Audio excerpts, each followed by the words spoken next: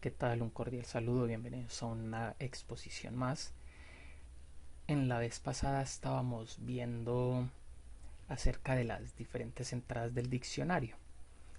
Entonces veíamos cuáles eran la diferencia entre las palabras homógrafas y las palabras polisémicas, o lo que es, por ejemplo, la homonimia con sus homófonos y homógrafos y la polisemia. Entonces veamos sobre el diccionario. Entonces vamos a ver hoy qué es el diccionario, o más fácil, cuál es la función de un diccionario. Un diccionario debe encargarse de facilitar a quienes lo usen el conocimiento sobre el significado de palabras y de expresiones que se escuchen o lean en una lengua. Tiende a generarse mucho revuelo en redes sociales cuando algún medio publica una noticia que titula casi apocalípticamente de forma parecida a la Real Academia Española acepta la palabra X en el diccionario, pues acaba por confundirse estar en el diccionario con ser un término correcto o de uso no vulgar. Aquí vale la pena aclarar, por ejemplo, que últimamente en Colombia se utilizó un verbo atrás de un apellido, que es el verbo abudinear. Este se empezó a formar por el medio del apellido Abudinen.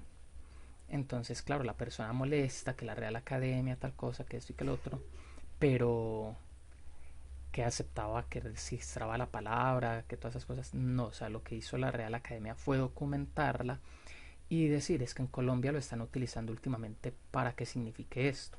No hace nada más. La Real Academia Española pues no tiene nada que ver con eso, solamente documenta algo que está en el uso común.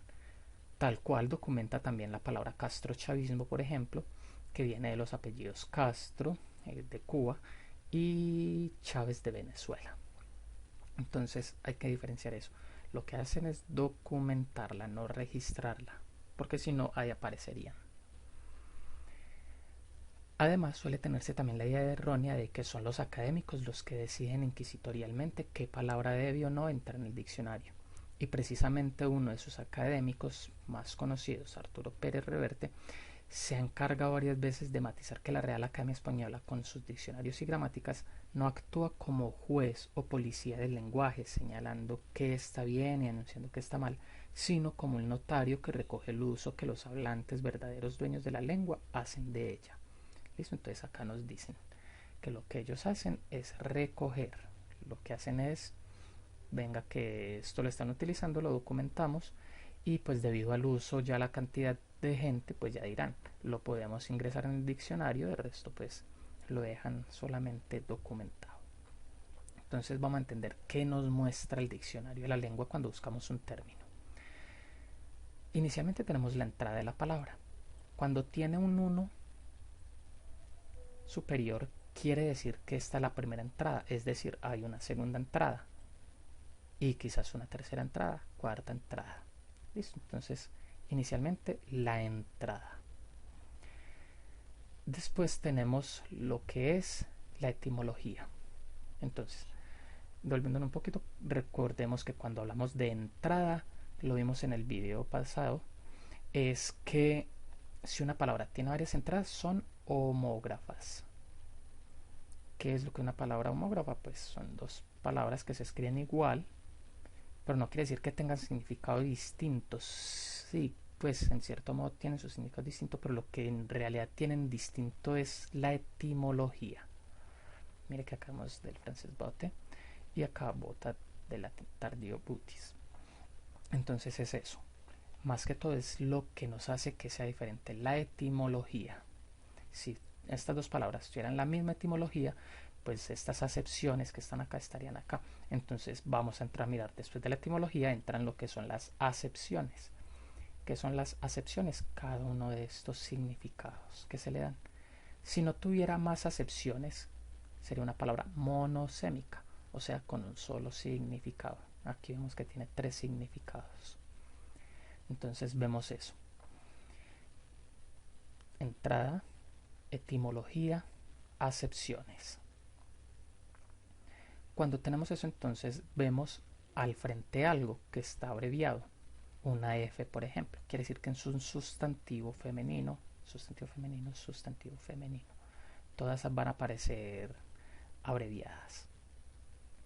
Cuando tenemos entonces el sustantivo femenino, pues pero fácilmente acá nos va a parecer que es un adverbio, un verbo, una preposición, un adjetivo, o como en este caso, que nos aparece que es una locución verbal. ¿Por qué lo verbal? Pues porque tenemos aquí el verbo, sentar las botas. Entonces tenemos entonces ya después de lo que es lo morfológico, la categoría morfológica, pues que sea sustantivo, etcétera. Ya viene entonces lo que sería el significado. Entonces vamos a decir que bota significa esto: recipiente de cuero, cuba para guardar vino, media para líquidos, y lo que sigue pues de todas maneras.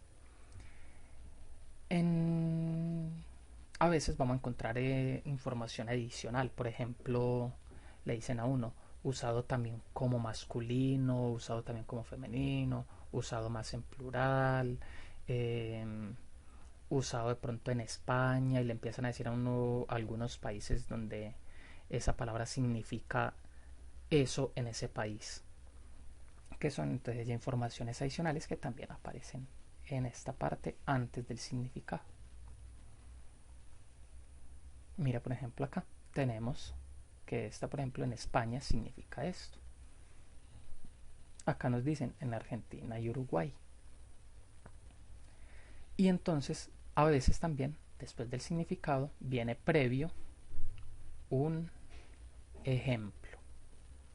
Entonces, calzado generalmente de cuero que resguarda el pie, el tobillo. Entonces nos dice bota de montar, de montaña, de esquí. Entonces, bota de fútbol. Mire que entonces también nos dan los ejemplos.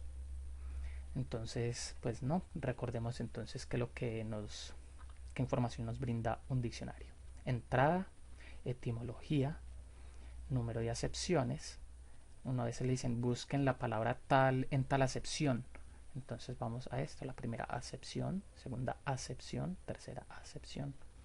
Y les podrán decir identifique, por ejemplo, en los datos morfológicos nos dicen sustantivo femenino en este caso. Y esta es como la información que nos dice en España, es una información adicional. Entonces, entrada, etimología, acepción, datos morfológicos, significado y ejemplo. Entonces eso es lo que tenemos, y en estos casos pues entonces la información adicional. Eso es todo. Entonces espero que les haya gustado el video. Los que necesiten material me dejan en el correo en los comentarios, que yo con mucho gusto les hago llegar el material de cada uno de los videos que estoy subiendo. Hasta un próximo video y muchas gracias.